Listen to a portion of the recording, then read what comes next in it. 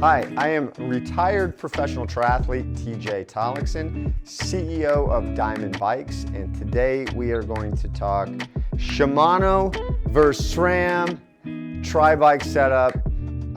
This is going to be about the latest and greatest of both of them, and I'm going to give you my recommendation on what I would get moving forward. So, you can see this is my personal race bike right here. It is set up with Dura-Ace 9100 series, so 9150 Di2. I do have 2-button shifters up here, the run button hydraulic shifters here, and you can see I am running a 1x system. So that's 11 speed. I have an 1128 on there and a 54 tooth rotor 1x for the Shimano Dura-Ace 9100P power meter. So this is a special setup just to get 1x on the Shimano setup. First of all, I love 1x. I like that it's aero. I like the cleanness of it, and I like the simplicity of it. It's really nice just having one derailleur to worry about. And in 90% of the races I've ever done, I'm only in my big ring to begin with. So I have plenty of range on this.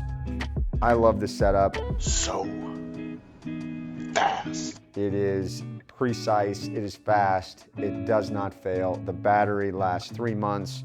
Now I'm gonna get into what I don't like about it. There's a gobbledygook of wires running through the whole thing, and it's kind of messy. It looks really pretty from the outside, but it's kind of messy on the inside. So you can see I got a little setup here, so you can see what it looks like. So you have to have a battery, and the battery is actually in the down tube here, so it's Velcroed inside there. You have to have an A junction. You have to have 3 B junctions, and then 10 other individual cables inside the frame. It may not seem like a lot, but each one of those cables has a retail price of $25. That's $250 in cables inside your bike for Shimano Di2. That's outrageous. Done. It's a lot.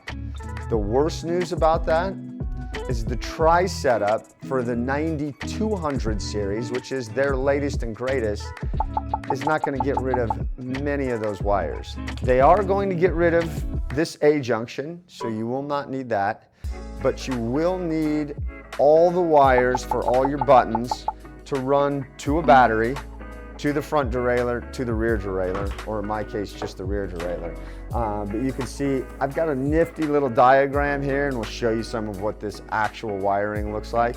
But you can see, wow, that's a lot of cables. That's 6 cables right there just in the bars. So that's a lot. And from a mechanical standpoint of being a frame manufacturer and setting up bikes, wow, SRAM really has a nice advantage over that, but we'll get to that in a little bit after I finish talking about the Shimano.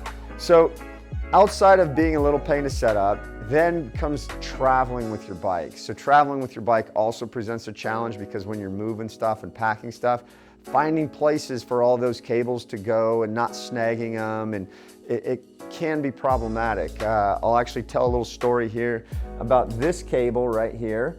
I just had a friend that did a trip in Boston, and he was taking his bike out of his vehicle, pulled that cable out under the bottom bracket, had to take it to a bike shop, pull the crank off just to plug that cable back in. So those are kind of the pitfalls of working with Di2.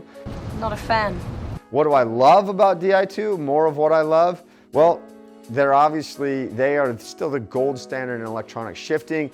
They've perfected it. It works seamlessly. I'm very excited about how it works. I never have any problems. If I need to adjust something, I can do it very quickly. What's up, Eric? Did that TRP stuff come? I have no idea. But we're going to do a video about the TRP stuff after this, so it's a good segue.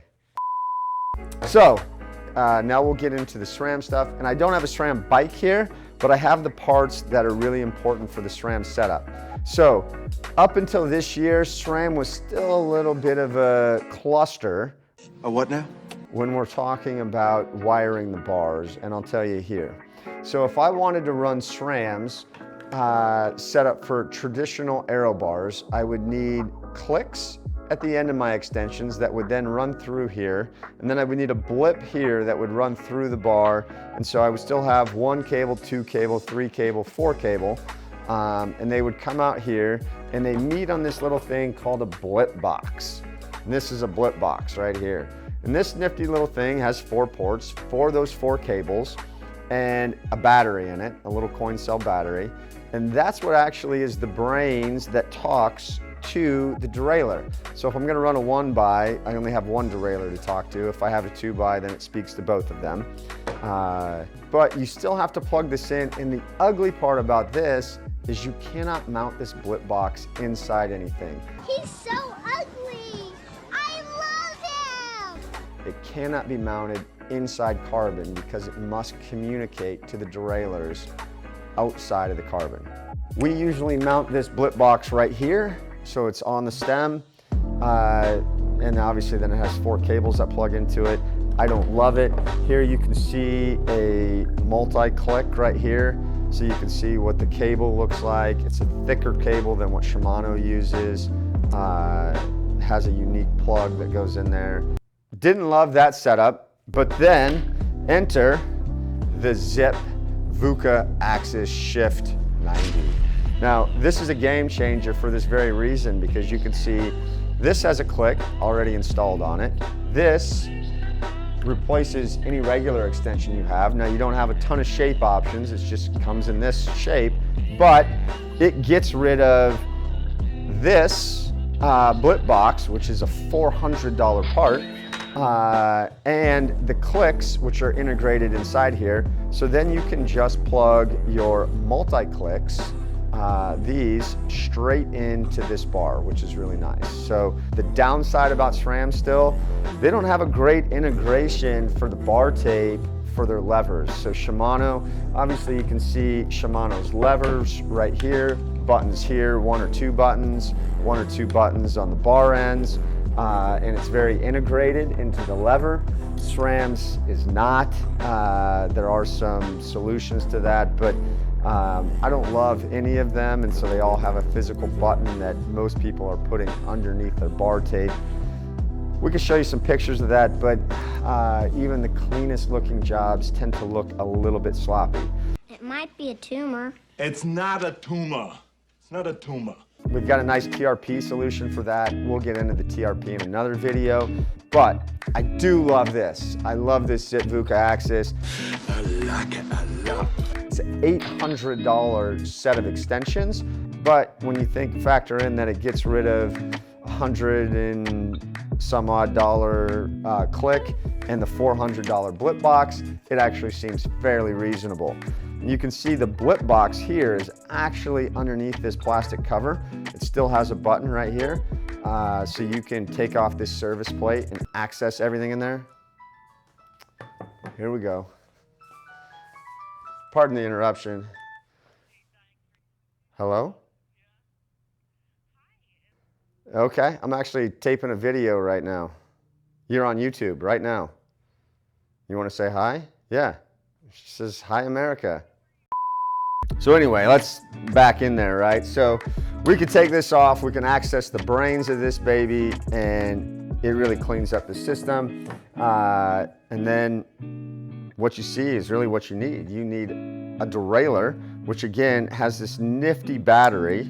So the battery is mounted directly to the derailleur. It's pretty easy. It goes in here, snaps, engages, and I said again, I'm very pro 1x, especially for triathlon. If you haven't seen my 1x video, you should check it out because I do all the math for you. That's the hard part about it, is all the math to show you that a 1x has all the gear range of a 2x system. It's true.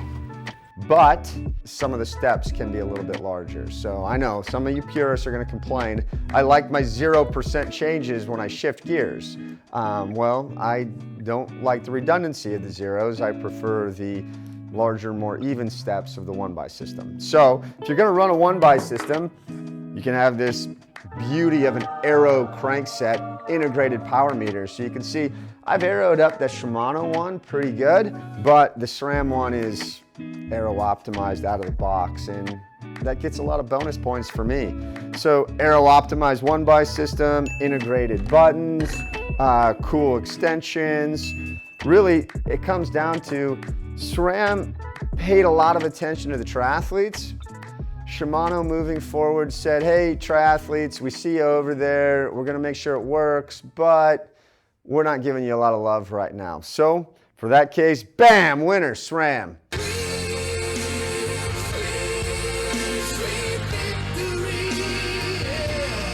If I had to make a recommendation right now, SRAM one by. So go ahead, call me crazy because I'm still running Dura-Ace on mine. So I've not made that change yet, but